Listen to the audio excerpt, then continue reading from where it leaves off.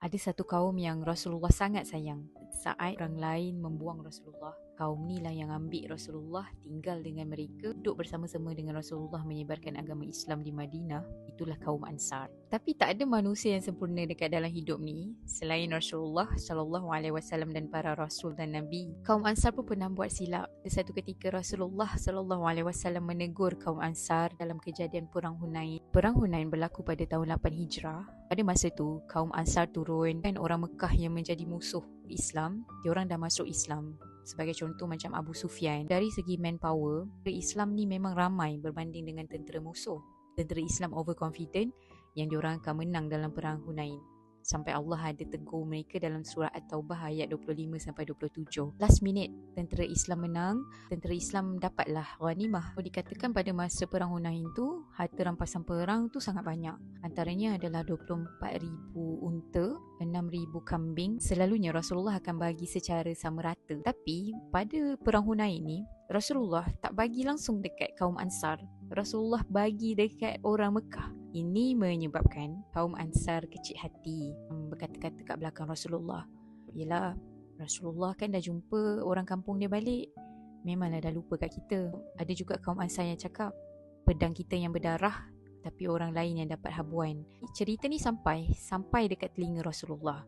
Rasulullah memanggil leader kaum Ansar, Sa'ad bin Ubadah. So Rasulullah pun confront Sa'ad bin Ubadah pun cakap, yes betul, kaum Ansar diorang tak puas hati sebab diorang tak dapat sikit pun harta rampasan perang tu. Rasulullah pun tanya, kamu pula Sa'ad, apa yang kamu rasa? Sa'ad pun jawab, aku tak lain tak bukan hanyalah salah seorang daripada kaumku.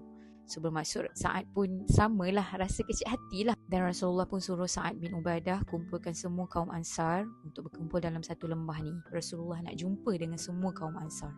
Rasulullah tanya, wahai kaum Ansar, betul ke apa yang aku dengar, yang kamu tak puas hati dengan aku sebab aku bagi harta rampasan perang kepada orang Mekah? Tahu yang kaum Ansar ni mesti kecil hati sebab saat Rasulullah dihina, saat Rasulullah tak ada siapa pun yang nak menolong Rasulullah, kaum Ansar lah yang ambil Rasulullah.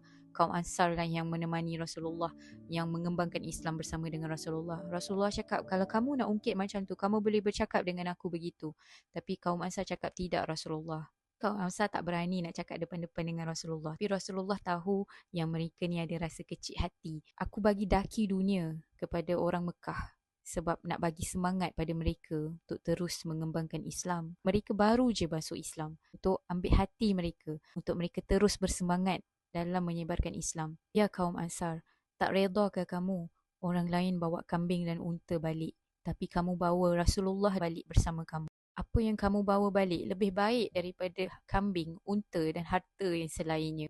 Kaum Ansar menangis sebab kaum Ansar sedar yang mereka dapat lebih baik daripada seisi bumi ni. Sebagai manusia biasa, kadang-kadang kita lupa apa tujuan utama kita dekat dalam dunia ni. Even para sahabat pun perlu diingatkan. Rasulullah sangat sayangkan kaum Ansar sebab nama kaum Ansar ni pun disebut dalam banyak hadis Rasulullah. Salah satunya dalam riwayat Bukhari, hadis ke-3784. Tanda keimanan adalah mencintai kaum Ansar dan tanda kemunafikan adalah membenci kaum Ansar.